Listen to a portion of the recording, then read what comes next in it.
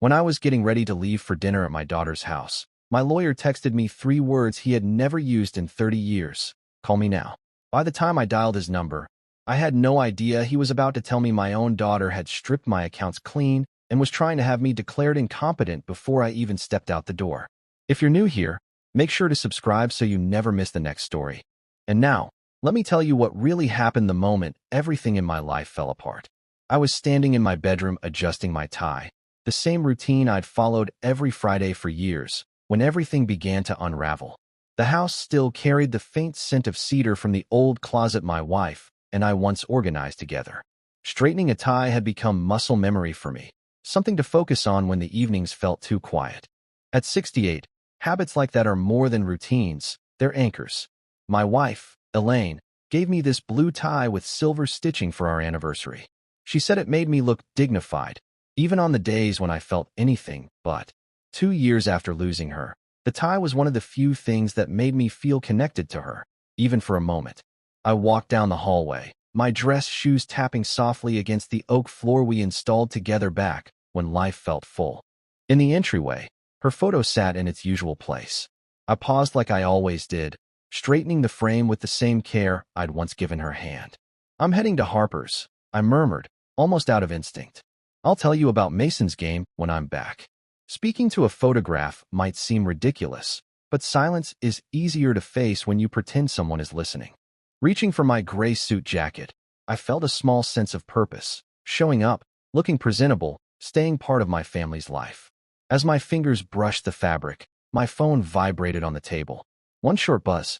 I expected a message from Harper asking me to pick up bread or dessert like usual. Instead, the screen showed a name that immediately pulled my stomach into a knot. Samuel Pike. My lawyer. My friend for over 3 decades. And a man who avoided texting unless something was seriously wrong. His message was brief but heavy. "Robert, don't leave. Call me immediately." I felt the air tighten in the room. Urgent was not a word Sam tossed around. My first thought was that something had happened to him or his wife. I called him before I allowed myself another breath. The line connected quickly. "Robert, are you alone?" he asked, his voice low and controlled, too controlled. "I'm alone," I said. "What's wrong? Are you okay?" He didn't dance around it. "I need you to sit down." My hand tightened around the jacket as I lowered myself onto the bench by the door. "Sam, just tell me what's going on." He took a slow breath on the other end of the line. "I've been reviewing your estate updates from 6 months ago. As part of the process, I requested full statements from your retirement accounts, investment portfolios, and trust funds. Something didn't add up." I felt a chill move down my spine. "But Harper sends me those reports every quarter. Everything looks fine." There was a long pause. "Too long." "Robert," he finally said, "the reports your daughter has been sending you, they've been altered, edited digitally. They are not the real statements." My throat tightened. "What are you saying?" "Over the past 2 years," Sam continued, "your accounts have been slowly drained. Your brokerage is nearly empty. Your retirement fund has been stripped through steady withdrawals. Nearly all of your liquid savings are gone." My mind went blank. $3 million. A lifetime of work. The safety net I built so I wouldn't become a burden. Gone. "Sam, that isn't possible. I'm the only one with access." He hesitated for a moment that felt like a lifetime. "That used to be true. But the durable power of attorney you signed while Elaine was in the hospital changed that. You gave authority to someone else in case your health declined." My heartbeat hammered in my ears. "Who?" I asked, though some part of me already knew the answer. "Your daughter, Robert," he said quietly. "Harper has full legal access to your accounts. And according to every record I've reviewed, she's the one who emptied them." I didn't move. Couldn't speak. The hallway blurred as if the walls were shifting around me. 2 years of trusting her. 2 years of letting her handle the paperwork. 2 years of believing she was helping me navigate a life without Elaine. And the whole time she had been stealing the ground from under my feet. I didn't need Sam to say the name. There was only one person who could have done it. One person with access. One person I trusted so completely that I never thought twice about handing her keys to my entire life. The person I was supposed to be having dinner with. The person I raised. "Robert, it's Harper," Sam finally said, his voice flat, like he hated hearing the words come out of his own mouth. "She's the one draining your accounts." My grip loosened, and the phone nearly slipped from my fingers. I leaned forward, elbows on my knees, staring at the wood grain of the floor as it blurred and swam. My chest tightened, and for a moment I couldn't pull in a full breath. Not her. Not my own daughter. All at once, memories crashed over me. Harper screaming when she wrecked her bike, me carrying her inside, cleaning gravel out of her knees while she clung to my shirt. Harper crossing the stage at graduation while I cried like a fool. Harper smiling up at me at her wedding, thanking me for giving her the life she dreamed of. And then the more recent moments, the moments that now felt poisoned. Her sitting at my kitchen table, papers spread out neatly, telling me she'd handle the financial stress so I could focus on grieving Elaine. Her brushing off my questions about strange statements or fees, assuring me everything was accounted for. Her insisting that the banks were confusing to deal with, that the new staff didn't know how to talk to seniors, and that she'd save me the hassle by going in my place. Each memory twisted into something sharp and cruel. Kindness, confidence, reassurance. She used all of it like camouflage. While she was hugging me, she was gutting my accounts. Sam's voice snapped me back. Robert, stay with me. There's more you need to hear. My throat felt tight, but I forced myself to answer. I'm here. You must not confront her, he said. Not yet. Not a hint that you know. You go to dinner. You act normal. Ask about Mason. Smile. If she suspects you've caught on, she could wipe out whatever remains or hide the money offshore. We need time to trace the transfers. Time to build a case. He paused. And from this moment, Robert, you are not just my friend. You are a client under attack. This is a legal and financial war, and she doesn't know she fired the first shot. A war. The word echoed through my head, heavy and unreal. I had never been a fighter. I built systems. I solved problems with patience and logic, not fists or intimidation. But standing there in my silent hallway, listening to Sam outline the reality, something in me shifted. Shock gave way to a cold, methodical clarity. The same clarity that helped me design structures that couldn't collapse under pressure. I pushed myself to my feet, but my legs felt unsteady, like I was standing on foundations that had cracked without me noticing. I walked down the hallway to the mirror. The man looking back at me didn't look like the father I thought I was. His eyes were red, his expression hollow, his shoulders slumped like someone had reached inside him and removed something vital. His hand around the phone trembled. I forced myself to take a slow breath. That broken man wouldn't survive the night. I had to put him away before I walked into Harper's house. I had to become someone who could sit through dinner, chat about school projects, compliment the food, and pretend I didn't know the truth, that everything on that table had been bought with pieces of my stolen life. I understand. I told Sam, my voice steadying just enough. The act starts now. When I hung up, I stood completely still for several seconds, listening to the quiet of the house closing in around me like a weight. The grief was still there, but something colder was growing underneath it, a resolve I hadn't felt in years. I grabbed the gray jacket from the bench and slipped it on, smoothing the collar and pressing the lapels flat, forcing my hands to stay steady even though my whole body felt hollow. Then I walked out the door into the cool evening, leaving the version of myself who still believed in his daughter behind in the quiet house. The drive to Harper's neighborhood felt like crossing a border into a world I once helped her reach but no longer had any place in. These weren't just expensive homes. Every driveway, every sculpted lawn, every spotlighted tree was a declaration of status. Her place sat at the top of the street, a glass and stone palace lit so brightly it seemed to glow before I even reached the gate. When the automatic gates opened silently, the smooth motion felt like the house pulling me straight into the lie she'd built. Her husband, Nate, was waiting on the front steps before I even got out of the car. His smile was wide, rehearsed, the kind of grin you see in brochures for luxury real estate. "Robert, glad you made it," he said, clapping me on the shoulder with a little too much force. It used to feel warm. Now it felt like he was patting down property he thought he owned. "Good to see you too, Nate," I said, forcing my voice to sound normal. As soon as I stepped inside, the weight of everything hit me harder. The entryway soared 2 stories high, the marble floor so polished it looked like still water. The chandelier overhead sparkled like someone had frozen a firework mid-explosion. The air smelled like lilies and expensive candle oils. It was stunning. It was also built on the ashes of everything I had worked for. Harper glided out of the living room in a cream silk dress, looking like she was walking out of a magazine spread. "Dad," she said softly, wrapping her arms around me for a moment that felt more like strategy than affection.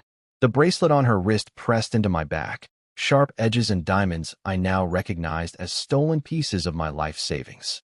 "You seem tired," she said, studying my face with polished concern. "Are you feeling okay?" "Long week," I answered, keeping the smile locked in place even though it felt like it might shatter. She led me into the living room, a massive space framed by glass walls overlooking an infinity pool and the Denver skyline. On one wall hung an oversized abstract painting I remembered from a gallery she said she might invest in one day. On her hand was a sapphire ring I had never seen. The price tag was written all over the design. Nate handed me a glass of sparkling water while Harper settled onto a white leather sofa. "Mason wasn't home, at a sleepover," she said. A small part of me felt a sting that I wouldn't see my grandson. A larger part felt relief. I didn't trust myself to keep all of this off my face if he walked into the room. "We've got some big updates," Nate said, practically buzzing. "Traded in the old car. Picked up a new Porsche this week. You've got to see it. Feels like flying." "That's great," I said, though the words had no weight. The old car was a Lexus I had helped him buy. Harper lifted her wine glass, smiling like the world revolved around her accomplishments. "And my firm landed the new Fairmont Hotel project downtown. Huge deal. We're celebrating tonight." She toasted to herself. I swallowed what felt like fire. Dinner was one long performance from the two of them. They asked about my garden, my walks, the weather. Their eyes drifted the moment I started answering. They were never really listening. Everything came back to them. Their successes, their plans, their purchases, their upgrades. Halfway through the meal, Harper's tone shifted into the soft, careful cadence I now recognized as her most dangerous weapon. "Dad, I've been reviewing your financial reports." My pulse jumped, but I kept chewing. "The market's been rocky. I think we should reassess your strategy. Maybe shift some of your aggressive funds into something safer. Bonds, maybe. I just want to make sure you're protected." She said it with such polished sincerity, I almost admired her technique. She was trying to save me from damage she herself created. She was tightening her grip before I could notice the vault was already empty. Sam's voice echoed in my head. "Act normal. Don't tip your hand." I took a long sip of water, letting the cold steady me for a moment, then looked at her, my daughter, sitting in a house paid for with my stolen future, smiling like she was doing me a favor.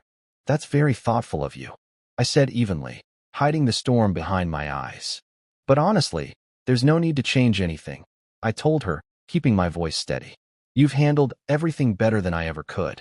You've taken a huge burden off my shoulders. I'm grateful for you, Harper." The shift in her expression was tiny, barely noticeable, but I caught it. Her shoulders loosened, her eyes softened, and for a moment she looked almost relieved. She heard exactly what she wanted to hear. As far as she knew, the father she thought she could manipulate was still blind, still trusting, still exactly where she needed him. Dinner carried on like nothing was wrong. They floated from topic to topic: plans for a summer trip to Italy, ideas for remodeling the kitchen, the tuition for the elite private school they wanted Mason to attend. Every sentence felt like another reminder of how thoroughly they had buried me financially. Yet I nodded, smiled, and kept my voice warm, playing the part of the aging dad who was happy to sit at their table and listen to their dreams. Holding that mask in place took more strength than anything I had done in years. The next morning, when sunlight came through the blinds, it didn't feel like a new day. It felt like the beginning of something I couldn't avoid. My home, once comforting, now felt like a set. Every thought had to be filtered, every step calculated. The pain from the night before hadn't faded.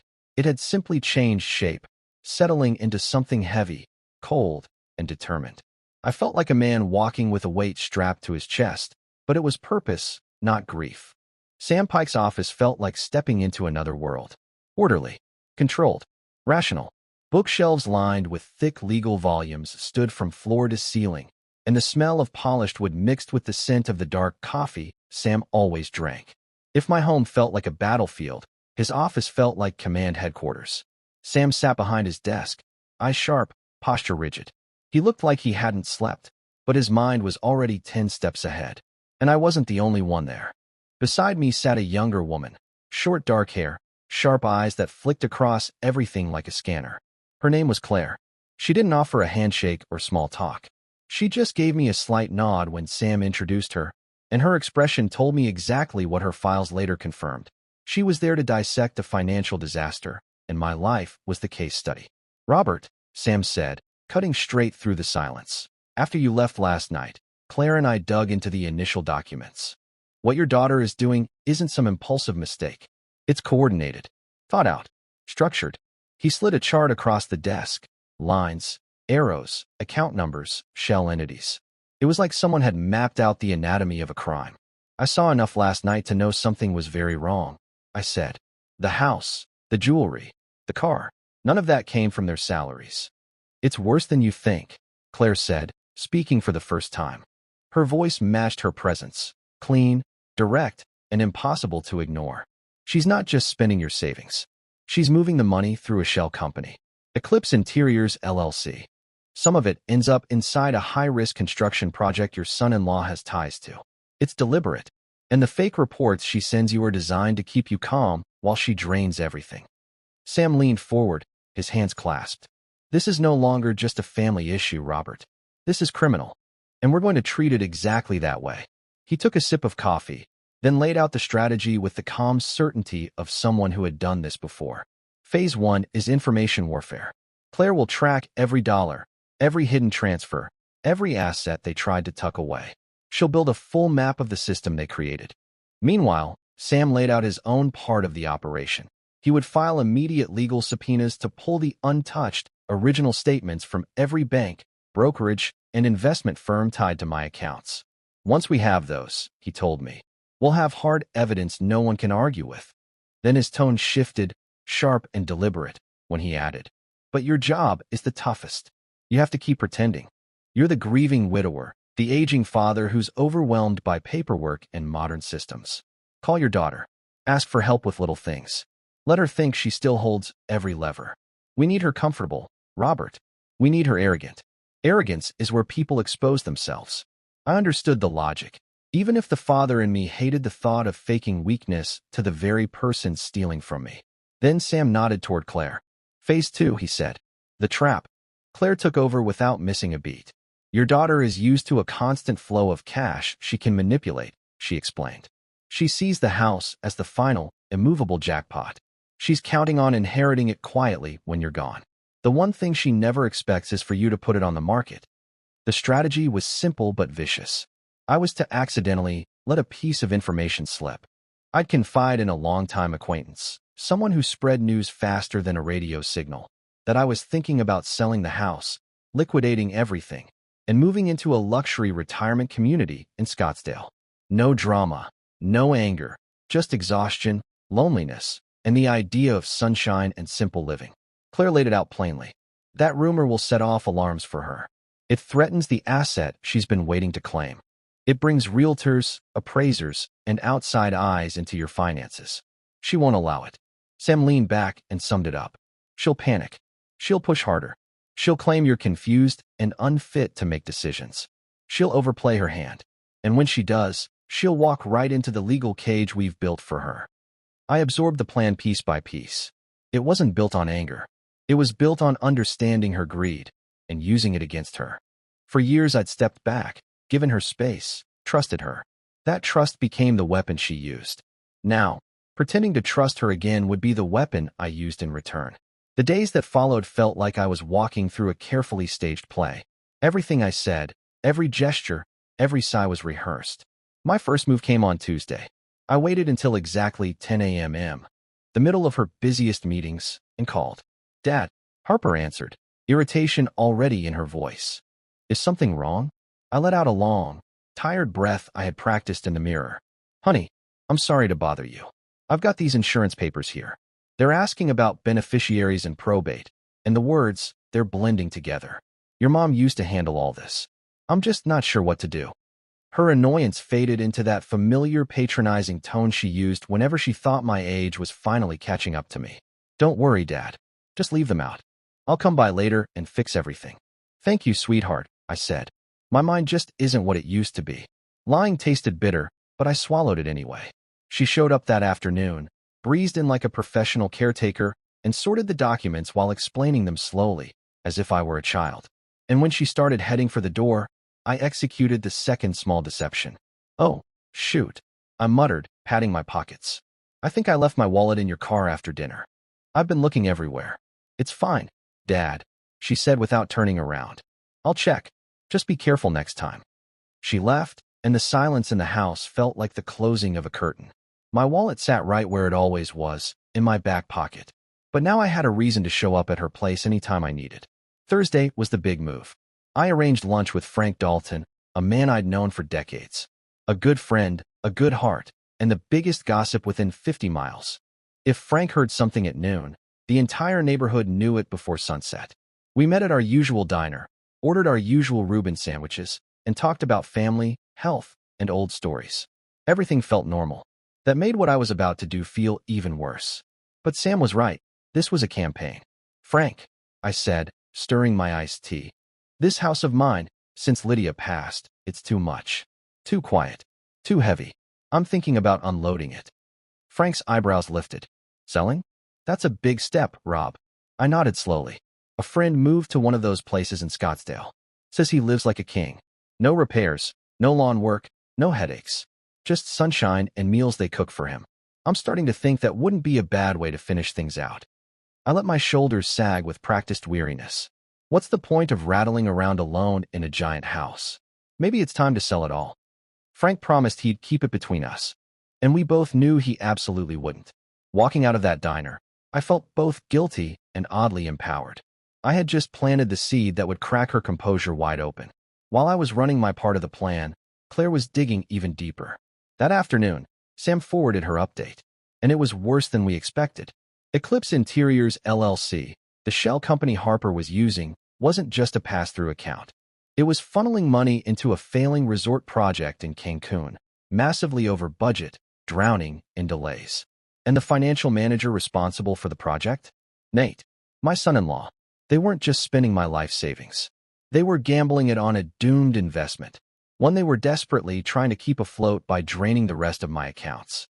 They weren't investing my money. They were burning it, trying to keep a sinking project alive with whatever scraps were left of my savings, and the house wasn't just an inheritance to them anymore. It had become the last lifeline they needed to stop themselves from going under. That evening at 6:15, just as I sat down with a bowl of soup, my phone lit up with Harper's name. I let it ring a few extra beats before I answered, steadying myself for the performance. Dad? She said, her voice tight, a forced layer of concern wrapped around pure panic. Frank Dalton called me. He said you told him you were thinking about selling the house and moving to Arizona. Is that true? I made my voice sound small, slow, and tired. Oh, was I not supposed to mention that? Frank and I were just talking. I'm getting older, honey. This place is a lot for one man. She shot back immediately, her voice jumping in pitch. Sell the house. Dad, you can't do that. That's our family home. Mom's memories are there. How could you even think about letting it go? Her acting was flawless, perfect balance of emotion and guilt. But beneath it, I heard the real thing bubbling through, fear. I pushed the knife a little deeper. I'm just worn out, sweetheart. The repairs, the yard, maybe it's time to live somewhere easier. Somewhere warm. No, she snapped, then softened instantly. No, Dad, listen, we can fix that. If upkeep is the problem, we'll hire people. A gardener, a handyman, whatever you need. I can oversee everything. Please, just don't call a realtor yet. Let me help you manage things. Promise me you'll wait. She wasn't trying to preserve memories. She was trying to protect the one asset left that she could still milk. I ended the call with a vague promise to think about it, leaving her steeped in worry. By the time I hung up, my soup was cold, and I found myself staring out the window with a grim, quiet satisfaction. The snare was in place, and my daughter, who thought she had already swallowed me whole, was now trapped by her own greed. The quiet that followed wasn't peaceful. It was the tense silence after a key chess piece is moved. And sure enough, panic didn't let her sit still for long. 2 days later, on Saturday afternoon, she called again, her voice too sweet, too polished. Dad, Nate and I were close by and wanted to stop in. We've been talking with our financial advisor, and he put together a projection for you. Something simple that will help you understand why selling the house isn't necessary. Of course, I said, sounding worn but agreeable. Come by whenever you like. That gave me 1 hour to prepare. I moved slowly but deliberately, checking everything the way an engineer inspects a structure before a load test. My target was a small, decorative birdhouse Lydia loved. A cheerful little thing she kept on the mantel. I turned it over, opened the base, and placed the micro-recorder Sam had given me inside. It was smaller than a sugar cube, almost invisible. I fixed it in place with double-sided tape, sealed the base, and set it back exactly where Lydia used to keep it. It looked harmless. Inside, it was watching everything. When Harper and Nate arrived, they looked like they'd stepped off the cover of a lifestyle magazine. Harper wore a fitted blazer, Nate had on a designer polo, and they carried a leather-bound portfolio thick enough to qualify as a weapon. They staged themselves perfectly, Harper sitting across from me, Nate leaning forward with a look of grave concern as she placed the folder on my coffee table. "Dad?" she began gently. "After our last conversation, we were really worried. Selling the house would be a big mistake, emotionally and financially." She flipped open the folder to show pages filled with charts, graphs, projections, and long paragraphs meant to look authoritative. She tapped one of the brightly colored bar graphs. "I had our advisor, Mr. Albright, run some numbers for you. Look here. This projection shows exactly how much stability you'd lose by selling now. The market's dipping. If you sell, you'll lose at least 15% of what the house was worth at its peak. It's a terrible time to liquidate something that valuable." Harper said it with that measured tone she used when she wanted to sound like the smartest person in the room.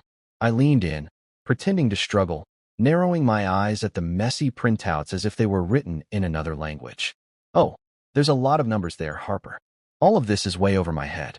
That's why we're here, Dad," Nate added quickly. He leaned forward, trying to look earnest. "We'll help you through the whole thing. Harper understands this stuff better than anyone. We just don't want you making a choice you'll regret." I let out a tired sigh and waved a hand dismissively. "Kids, I don't know anything about charts. All I know is I'm worn out. The yard's too much, the stairs feel steeper every day, and Arizona sounds simple. No portfolios, no paperwork, just warm weather." I was intentionally leaning into the role they wanted me to play, the confused, stubborn old man who couldn't think past sunshine and aching knees. A flash of irritation crossed Harper's face before she buried it under another soft smile. "Let's forget the spreadsheets for a moment," she said gently. "Dad, think about Mom. Think about everything this house holds. The garden she planted. The room where we decorated the Christmas tree every year. You can't just walk away from all of that."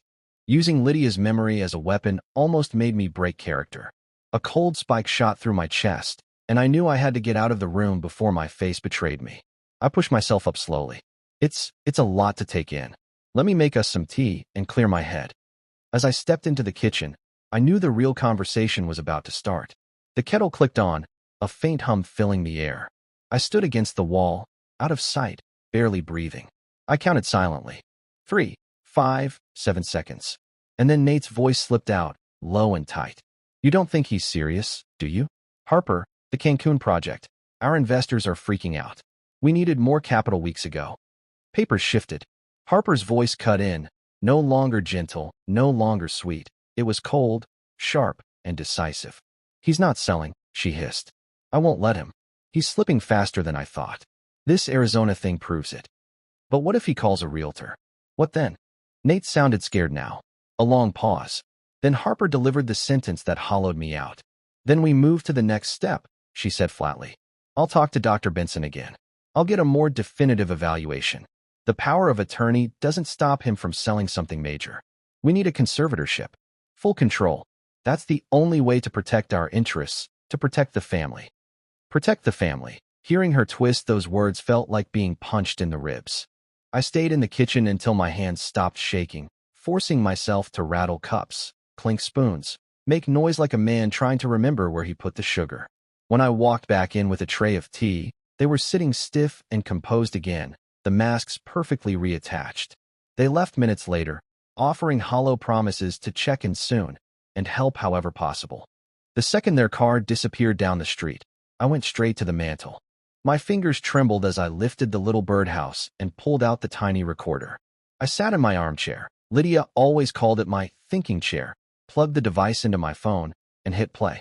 I listened to the recording twice. The first time shattered me. Hearing my own daughter calmly plan to have me declared incompetent, to take away my autonomy, my home, every last piece of my life, was the worst pain I'd ever felt. The second time, The engineer in me took over. The shock cooled into focus. The hurt hardened into structure. The betrayal rearranged itself into a blueprint. I didn't stop loving my daughter, but love had nothing to do with what came next. I had proof. Proof of intent. Proof of motive. Proof of conspiracy. They had exposed themselves in their own voices, and now I held the weapon that would tear the entire scheme apart. Over the next days, everything felt off-kilter, like I was living between two worlds. I went through the same motions, watering the garden, reading the paper, nodding at neighbors. But underneath it all, the war Sam and Claire had set in motion was quietly taking shape. Every time the phone rang, my chest tightened. I was expecting the next move. And it came on a Wednesday, under a flat, lifeless gray sky. My phone buzzed. Sam's name appeared. His voice was all business. No greeting. No warm-up. And I knew from the first 2 seconds, everything was about to shift again. "Robert," Sam said quietly, "it landed this morning. They filed it." I didn't need him to explain what it meant. My stomach had already dropped through the floor. "Tell me," I said, lowering myself into my chair, bracing for impact. Sam read from the document in that calm, clinical tone attorneys use when delivering the kind of news that destroys people. Petition for conservatorship. Filed by HarperCollins. Petitioner, regarding Robert Collins, respondent. She's alleging recent cognitive decline. The language accuses you of memory issues, confusion, and poor financial judgment. My fingers dug into the armrest. Poor financial judgment. Yes, Sam went on. Her main piece of evidence is your sudden and reckless decision to sell your home. She claims it puts you at risk of financial ruin. They're using the very story you planted as the cornerstone of your supposed incompetence. Heat bloomed in my face. They were twisting the bait I laid out and trying to strangle me with it. It doesn't stop there, Sam warned. There are sworn declarations from 2 of her so-called friends. I ran their names. They're both investors in Nate's resort project. They claim that during recent gatherings, you seemed disoriented, forgetful, and emotionally unstable. I've never even met these people, I whispered. I know, Sam said, his voice low. And then comes the kicker. A preliminary psych evaluation. I closed my eyes. Signed by who? A doctor. Alan Benson, he said. Don't worry, no relation to anyone. Harper arranged a brief meeting with him. He calls it an informal assessment, and he claims he's concerned about your decision-making ability. My throat tightened. It wasn't just a legal filing. It was an attack on my entire identity. They weren't just stealing my money. They were trying to rewrite who I was. To label me as incapable. To erase me. If they succeeded, nothing would belong to me anymore. Not the house, not the car, not even my own choices. For the first time since this began, the cold strategic calm inside me cracked. Sam, I said, my voice barely steady, how do we fight this? They have a doctor. They have witnesses. A sound came through the line that stopped me. A dry, humorless chuckle. One I hadn't heard from him in years. Fight it, Sam said. Robert, we're not fighting it. We're embracing it. I blinked. What? This isn't a setback, he said, his voice suddenly electric. This is the moment we've been waiting for. She has taken her private crimes and shoved them into a courtroom. She's dragged her lies into a public forum, where everything can be examined under oath. She thinks she's putting your sanity on trial. But what she's actually done, his voice sharpened, is put herself on trial. Understanding washed over me like a cold wave. Sam wasn't smiling, but I could hear one forming. Her entire case, he said, is built on the lies we fed her. Now we get to pull the floor out from under her. We'll let her walk into that courtroom thinking she's about to take everything from you. And then we'll hit her with the bank records, the audio recording, the entire trail Claire uncovered. We will show that judge exactly who has been making irrational financial decisions. He paused, letting the weight of the moment land. She has demanded the court evaluate your competence. Good. Now we're going to show them who the real danger is. The weeks leading up to the conservatorship hearing became a blur of controlled chaos. The initial shock melted away, replaced by purpose, a cold, methodical determination. The 3 of us worked like a well-designed machine, each piece moving with precision. Claire's battlefield was digital. In her sleek office filled with glowing screens, she became the architect of Harper's downfall. For days, she traced every withdrawal, every shell corporation, every suspicious transfer. When she finished, she handed us a binder nearly as heavy as my old engineering textbooks. It wasn't a report, it was a weapon. The binder spelled out everything. Color-coded charts showing the slow bleed of my accounts. Matching graphs showing identical deposits into Eclipse Interiors LLC. Timelines linking every stolen dollar to a new purchase. A car, a luxury trip, a second property. And the centerpiece, a huge, painstakingly detailed flowchart mapping every step of their fraud. How my money traveled through the shell company, was funneled into the failing Cancun resort, and in some cases returned to Nate and Harper under the label of management fees. It was a blueprint of their entire operation, a blueprint that was about to blow their world apart. Claire's binder was more than evidence. It was the forensic equivalent of a confession, a blueprint of theft laid out in cold numbers, showing exactly how Harper and Nate siphoned my savings into their sinking resort like it was their personal lifeboat. While Claire built the financial weapon, Sam Pike turned his law office into a battlefield command center. Whenever I visited, he was buried under statutes, court rulings, and yellow sticky notes marking every loophole we could use against them. He was crafting a legal fortress, motions to compel, subpoena drafts, cross-examination traps, all designed to expose Harper's conspiracy and tear apart the fake narrative she had constructed. He kept the Colorado elder financial abuse laws open on his desk, highlighting every phrase that would redefine her behavior not as family help, but as outright exploitation of a vulnerable adult. The work was clinical, almost surgical, but beneath it lay a fury I had never seen in him. My role was different, quiet, personal. The court had assigned an independent psychiatrist, Dr. Evelyn Reed, to determine whether I was capable of managing my own life. The appointment felt like walking into the lion's den, but instead of pleading my case, I did something simpler. I acted like myself. I walked her through the major infrastructure projects I had worked on, described the load calculations and safety margins that kept Denver's bridges standing, and explained my home budget down to the cent. She listened for 2 sessions straight, flipping pages in her notebook at a methodical pace. When she finally closed it, she looked me dead in the eye and said, "Mr. Collins, you are more organized and mentally sharp than most people half your age. There is nothing irrational about wanting to downsize your life." That one sentence struck the first true crack in Harper's case. But it wasn't until the week before the hearing that Claire uncovered the piece of evidence that shifted this entire war from financial fraud to something far darker. She called late on a Tuesday night while I was sitting with Sam going over my testimony. He put the call on speaker. Claire's voice didn't sound like Claire. There was no calm, no cool detachment. Just a tight, contained disgust. "Sam, Robert, I found something while checking the insurance documents tied to Eleanor's estate," she said. Specifically her life insurance payout instructions. My chest tightened. That policy was supposed to be Eleanor's final gift to our grandson, Leo, money set aside for his college fund. The original beneficiary was the Leo Collins Educational Trust, she continued. But 3 weeks before Eleanor died, a new form was filed. The primary beneficiary was changed to Harper Collins. The room went dead still. Claire didn't stop. I pulled every sample of Eleanor's signature I could find. Checks, letters, the original trust documents. Her handwriting was always stable, elegant, extremely consistent. The signature on this amendment form, it isn't just shaky. The strokes are wrong. The curvature on the E is incorrect. The spacing between letters doesn't match her natural pattern. It appears to be someone trying to look like Eleanor. My stomach dropped through the floor. I remembered those final weeks. The medication fog, Eleanor drifting in and out, barely awake for more than minutes at a time. She could barely hold a conversation, never mind navigate legal forms. "Someone forged it," Claire said quietly. "And they did it to steal from Leo." Sam didn't speak for several seconds.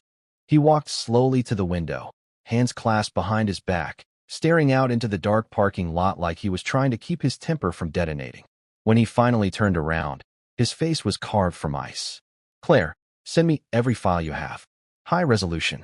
Now." She agreed and ended the call. Sam immediately dialed another number. Slowly, deliberately, every movement taut, with restrained fury. That was the moment I knew the case had just changed. This wasn't just financial abuse. This wasn't just betrayal.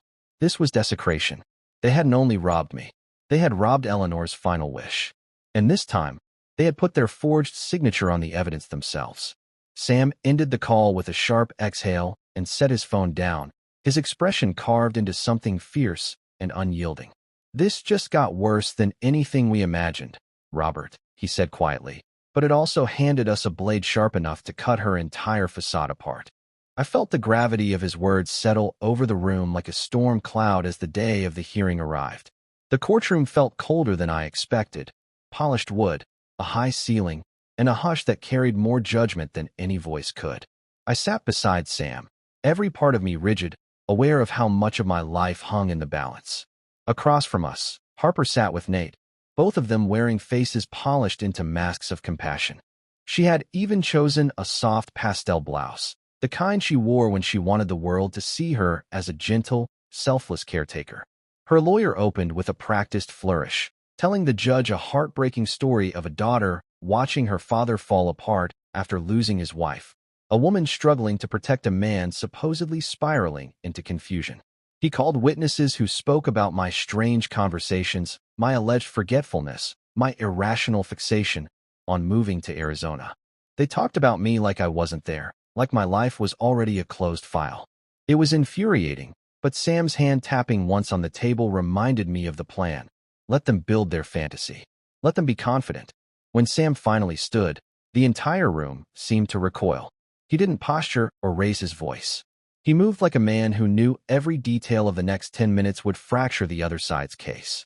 "Your Honor," he began, "the petitioner claims Mr. Collins is mentally declining. The court will soon see the truth is very different." His first witness was Dr. Evelyn Reed. She sat unbothered under oath, her tone even and professional as Sam asked, "Doctor, did you find any evidence, any at all, that Mr. Collins is mentally incompetent?" Dr. Reed didn't hesitate. "None," she replied. "Mr. Collins demonstrates exceptional reasoning ability, clear memory retention, and strong executive functioning. His grasp of financial and structural detail is particularly notable." A ripple moved across the courtroom. Harper's shoulders tensed. The first thread of her narrative had snapped. Sam didn't pause. "Next," he said, "we call Claire Armstrong." Claire walked to the stand with calm precision. Sam activated the projector, and her charts lit up the wall. For nearly an hour, she presented my financial dissection, withdrawals timed like clockwork, matching deposits into the shell company, the luxury purchases, the Mexico resort bleeding cash. She displayed receipts that followed the money from my account straight into Harper and Nate's lifestyle. Even the judge leaned forward at one point. Before anyone could recover, Sam pressed play on the recording. My voice filled the room first, soft, confused. Then Nate whispering nervously about investors. And then Harper's voice, flat, cold, ruthless, laying out her plan to take control of my life. Every person in the courtroom heard her say the words that gutted her entire case. "We need full control." Some people gasped. Someone in the back muttered, "My God." Harper's composure shattered. She covered her mouth like she could push the words back in. Sam let the moment hang before delivering what he called the final truth. But before he spoke, he did something unexpected, something he had not discussed with me. "Your Honor," he said, "before we present our last piece of evidence, I want the court to hear from Leo's guardian ad litem." That caught me off guard. Harper's face paled at the name. Nate shifted in his seat, visibly rattled. The judge nodded, and the guardian stood, a calm woman named Marissa Lane. She cleared her throat, holding a thin folder. "In reviewing the family's financial history," she began, "I requested the original documents tied to the educational trust established for Leo Collins." The room went dead quiet. "What we found," she continued, "was a change of beneficiary form submitted 3 weeks before Mrs. Collins passed away." She opened the folder. "The signature on that form does not match any verified samples from Mrs. Collins." A few people in the audience whispered. Harper's lawyer stiffened. "Additionally," Marissa said, "the form was notarized by an employee of a design firm partially owned by the petitioner." The judge raised an eyebrow. It was an extra twist, a connection none of us knew about. Claire's discovery had uncovered the forgery itself, but the Guardian's investigation revealed who notarized it and tied it directly to Harper's business, tightening the noose. Now Sam stepped forward with the document in hand. "Your Honor, this form redirects Leo's college fund to Harper Collins," he stated. "Not only did she pillage her father's assets, she attempted to erase her son's future." He placed the original and Claire's handwriting analysis side by side. The judge stared at the forms for a long, heavy moment. The courtroom was silent enough to hear the air conditioner humming. Then something even more unexpected happened. Nate, who had been sweating through every minute, suddenly leaned toward his attorney and whispered something frantic. His lawyer tried to stop him, but Nate stood up anyway. "Your Honor," he blurted, voice shaking. I didn't know she changed the insurance. I knew about the LLC, yes, but not that. I told her it was illegal. She said it was already approved." The courtroom erupted. Harper's head snapped toward him, eyes blazing. "Nate, shut up," she hissed. But the damage was done. Sam stepped into the chaos like a man conducting an orchestra. "Your Honor, the respondent asks that this spontaneous statement be included in the record," he said calmly. The judge nodded without hesitation. The final blow came when Sam requested permission to call one last witness, Daniel Ishikawa, the forensic document examiner. Daniel confirmed the forgery with scientific certainty, breaking down strokes, pressure points, patterns of hesitation. "This signature," he concluded, "is not written by a weak hand. It is written by an impersonating one." The weight of that line crushed whatever remained of Harper's defense. Sam closed with a measured calm that carried more power than shouting ever could. "Your Honor, this petition was never about protecting an aging father. It was about silencing him, controlling him, using the legal system as a weapon to finalize a theft already years in motion. This is not incompetence. This is predation." Harper's lawyer barely spoke in rebuttal. There was nothing left to defend. Harper sat frozen, staring into some void only she could see. Nate kept his eyes on the floor. And as the judge prepared to speak, the air shifted, because for the first time since this nightmare began, I realized the outcome no longer frightened me. The truth was out, laid bare in every corner of that courtroom. Whatever happened next would not be the end for me. It would be the end for them. Sam straightened the stack of papers in front of him as the expert witness was sworn in. "Mr. Ishikawa," he said, placing the document onto the large courtroom monitor, "please describe the signature our opposing counsel claims belongs to Eleanor Collins." The handwriting analyst adjusted his glasses, leaned forward, and studied the projected form with the calm certainty of a man who'd seen every kind of forgery imaginable. "The signature is fabricated," he said without hesitation. "It imitates Eleanor's writing, but not her motion. The line quality lacks natural speed. The pressure is inconsistent. The hesitation marks suggest the writer was copying strokes, not producing their own. This wasn't signed by a dying woman with weak hands. It was signed by someone healthy and deliberate, someone trying to mimic a signature they practiced." A low ripple of disbelief moved across the room. The judge leaned in slightly. Sam stepped to the center of the courtroom, lifting the next exhibit, the insurance payout record. "Your Honor, here's the disbursement confirmation, 7 figures, wired directly into the petitioner's personal account exactly 16 days after Eleanor Collins passed away." He clicked again, displaying a registrar's certification. "And this document confirms that the so-called Leo Collins Education Trust does not exist. It was never filed. It was never acknowledged by any state office. The trust Eleanor supposedly designated simply never happened." A heavy silence settled as the weight of those words sank in. Harper's entire story, her claim of protecting her father, the narrative about preserving her mother's wishes, collapsed in seconds. The truth was stark. She had drained her father's accounts and stolen her mother's final gift to her own son. Nate's face twisted first. Up until that moment he'd sat stiff and loyal beside her, but now he looked at his wife like he was seeing a stranger. He had known about the money flowing through the shell company, but the forged signature, the theft from Eleanor while she was dying, hit him like a physical blow. He leaned away from her, shaking his head. "You said it was approved," he whispered, barely audible, but loud enough for the front row to hear. Harper didn't respond. Her eyes were fixed on the screen, color draining from her face as the final pieces locked into place. Her composure didn't crack, it imploded. The sound she made was guttural, the sound of a world collapsing in on itself. Her hands flew to her face, shoulders shaking violently. A few jurors glanced away, unsure whether they were witnessing grief or the sudden, overwhelming realization that she had finally been caught. She wasn't a misled daughter or a stressed caretaker. She was a con artist whose performance had ended in the harshest way possible, with the truth playing back at her in her own cold voice. The judge allowed the room to settle before speaking, but her expression made it clear She had reached her conclusion long before the verdict left her mouth. "The petition for conservatorship is denied," she said sharply. "Furthermore, this case presents clear evidence of intentional manipulation, financial exploitation, and abuse of legal power. Effective immediately, all assets in the name of Harper and Nathan Collins are to be frozen pending criminal review." She raised the file in front of her. "This entire case is being referred to the district attorney. The nature of these allegations warrants a full criminal investigation, including charges related to forgery, financial fraud, and elder exploitation." Harper let out another choked sob. Nate lowered his head in defeat. The hearing was over. The war they had started had ended, not with a dramatic confrontation, but with the weight of documentation, timelines, signatures, and their own whispered confessions. Months passed in a strange mixture of recovery and reflection.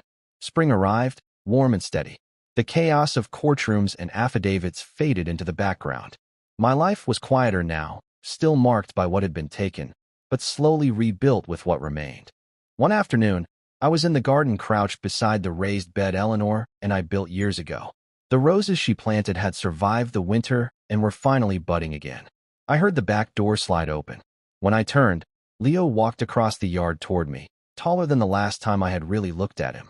16 now, old enough to understand pieces of what happened, but young enough that none of it was his fault. He sat beside me in the grass, waiting quietly. I wiped my hands on my jeans and reached for the document envelope on the bench. I handed it to him. "I want you to open that," I said. He unfolded the paper slowly, his eyes scanning the heading. "The Leo Collins Education Trust." His breath caught. "Grandpa, what is this?" I cleared my throat. "Your grandmother planned this for you. Years ago, she wanted to make sure you could go anywhere, study anything. She wanted you to have the freedom she never had." He blinked hard, struggling to hold himself together. "I thought." "Mom said." "I know," I said quietly, placing a hand on his shoulder. "Things went wrong. People made terrible choices. But the truth survived, and we put things back where they belonged." He folded the papers carefully and leaned in, wrapping his arms around me. I held him tightly, feeling something repair itself inside me in that moment, something I thought was gone forever. As he sat back, I looked at the sky above the garden. It wasn't the same sky I stared at during the worst of this ordeal. It felt wider now, clearer. My fight hadn't been about revenge. It had been about reclaiming what mattered, my dignity, my independence, and my grandson's future. The legal battles, the lies, the betrayal, none of it defined me anymore. What defined me was the quiet victory of truth, not shouted in anger, not forced through threats, but delivered through evidence, patience, and an unwavering belief that facts, real, documented facts, carry more power than any performance. As I gathered my tools and Leo helped with the watering can, I realized something that surprised me. The silence in my chest wasn't grief anymore. It was peace. Hard won, but real. And if someone out there needed to hear anything from this story, it was simple. Trust is precious, but it should never blind you. Justice isn't loud, it's steady. It arrives slowly, one document at a time, until the truth outweighs every lie. And for the first time in a long time, I felt like myself again. 2 weeks before the hearing, when I thought Chloe had already uncovered every rotten thing Jessica had done, she called Sam and me back into her office with a tone that told me this wasn't just another update. She didn't wait for us to sit. She just placed a single-page printout on the table and said, "You both need to see this." At the top of the document was the name of the medical center where Eleanor spent her final month. It wasn't a billing statement or a form we missed. It was a hospital access log, a digital record of every person who opened Eleanor's patient files. My name was on it once, her doctor twice, a nurse practitioner once, and the last entry was stamped exactly 2 hours before the forged life insurance amendment was filed. The name on that entry wasn't mine, or a nurse, or anyone from the hospital. It said, "User, J. Collins. Access type, records download. Files accessed, patient signature card, ID scan, medical directives." My stomach dropped. I looked at Chloe, barely able to form the words. "Are you sure this is real?" "I verified it through the hospital's internal audit system," she said quietly. Before I could speak, she slid a second paper across the table. It was a surveillance still, grainy, but clear enough to recognize the figure in the hospital hallway. Harper, my daughter. She wasn't standing near the room like someone visiting a dying mother. She was aiming her phone at the bulletin board outside the door, capturing Eleanor's full name, her date of birth, her patient file number. She wasn't there to comfort her. She was gathering the information she needed to forge the documents that would redirect a seven-figure insurance payout into her own account. Sam stared at the photo like he was trying to burn a hole through it. "This means the DA won't just pursue financial charges," he said slowly. "This is premeditated fraud using stolen medical information." His voice tightened. "This is a level of criminal intent that judges don't forgive." I couldn't hear him for a second.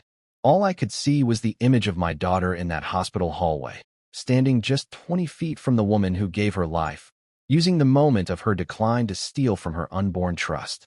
Not a moment of panic, not an impulsive crime. She planned this while Eleanor was still alive. I felt something break quietly inside me. Not with anger, not with grief, but with a cold, final clarity. "She didn't just steal from me," I said. "She stole from her own mother while she was dying." Chloe nodded, her voice steady. "And now we have proof." Sam finally sat down, exhaling like a man who could barely believe the scope of the betrayal. "David, this isn't just one more piece of evidence." He tapped the paper. "This is the nail in the coffin."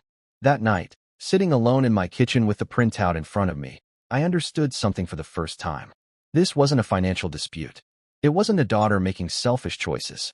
This was a person who walked into a hospital on the worst week of our family's life and used her dying mother's vulnerability as an opportunity. And I knew, right then, that when we walked into that courtroom, we weren't just going to defend me. We were going to expose everything, and she would never see it coming. The courtroom emptied slowly, but I didn't move. I just sat there, listening to the muffled footsteps fade, feeling the weight of what had just happened settle into my bones. The judge's ruling still echoed in my mind like a distant rumble of thunder. The petition denied, assets frozen, the case referred for criminal investigation. It should have felt like victory, but victory was a strange, complicated thing when it came wrapped in the downfall of your own child. Jessica was escorted out of the courtroom in stunned silence, her eyes unfocused, her face drained of color. Tom walked several steps behind her, not touching her, not speaking to her, not even glancing in her direction. They looked like two strangers who had collided in a disaster and were now pulling apart in the wreckage. I watched them go without saying a word. There was nothing left to say. Sam gathered the folders, the evidence, the thick black binder of Chloe's work. "It's over," he said, quietly, but there was a caution in his voice. "The legal part is over. The emotional part, well, that's going to take time." He was right. Winning the war didn't erase the battlefield. Outside the courthouse, the late afternoon sun felt warm on my face. I hadn't realized how long I had been holding my breath until the fresh air hit my lungs. Chloe joined us a moment later, her phone in hand. "The DA already scheduled a follow-up," she said. "This is going to move fast." Sam nodded. "It always does when the evidence is this clean." We walked to the parking lot together, three unlikely soldiers who had spent months fighting a silent battle. Sam clapped a hand on my shoulder. "Go home, David. Rest. We'll handle the next steps." I thanked them both and got into my car. The engine hummed to life, but I didn't drive right away. I sat there for several minutes, staring at my hands resting on the wheel. They looked older than I remembered. Maybe I had aged 20 years in the last 6 months. Maybe I was just finally seeing myself clearly after everything had been stripped away. When I finally drove home, the house felt different. Lighter, as if a long, cold shadow had finally lifted. But the silence wasn't the suffocating silence of grief or fear. It was the silence of a house that had survived a storm, a silence that had earned its peace. Over the next few weeks, the legal machine did exactly what Sam predicted. Jessica and Tom were charged with multiple counts of elder financial abuse, fraud, forgery, and conspiracy. The forged signature on the life insurance amendment was the most damning piece. The hospital access log was the finishing blow. Their assets remained frozen. The Mexico resort project collapsed under the weight of the investigation, leaving a long line of angry investors demanding answers. Jessica hired a lawyer known for his aggressive defense strategies, but even he couldn't build a bridge over the canyon she had dug for herself. The evidence was too complete, too precise, too devastating. I didn't attend the hearings. I didn't need to see her fall. I had already seen everything I needed to see. Meanwhile, I focused on rebuilding what was left of my life. The first step was repairing what Jessica had broken, Chloe and I spent hours untangling what could be salvaged. Some accounts were empty beyond recovery. Others were partially intact. It wasn't the life savings I once had, but it was enough to stand on. And then there was Leo. He came to see me more often, sometimes after school, sometimes on weekends. At first, he didn't talk about his mother at all, and I didn't ask. Healing, I realized, wasn't something you could force. One afternoon, he sat beside me on the porch swing, his backpack at his feet. We watched the sunset paint the sky in muted golds and reds. After a long silence, he said, "Grandpa, thank you." I turned my head slightly. "For what, kiddo?" He swallowed hard. "For telling the truth. For not letting everything she did hurt me." I exhaled slowly, the ache in my chest tightening. "You're a good kid, Leo. None of this is your fault." He nodded, staring at his shoes. "I know." And then, quietly, "I don't know if I can ever forgive her."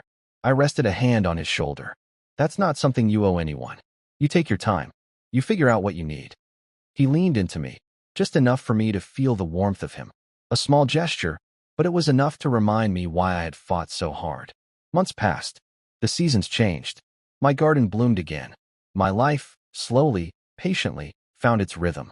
And one morning, while cleaning out the desk in my study, I came across a small wooden box Eleanor had always kept locked. The key had been taped to the underside of her jewelry drawer. Inside the box was a bundle of letters, tied with a faded blue ribbon. They were addressed to me and to Leo. Letters Eleanor had written during her illness. Letters she never had the strength to give us.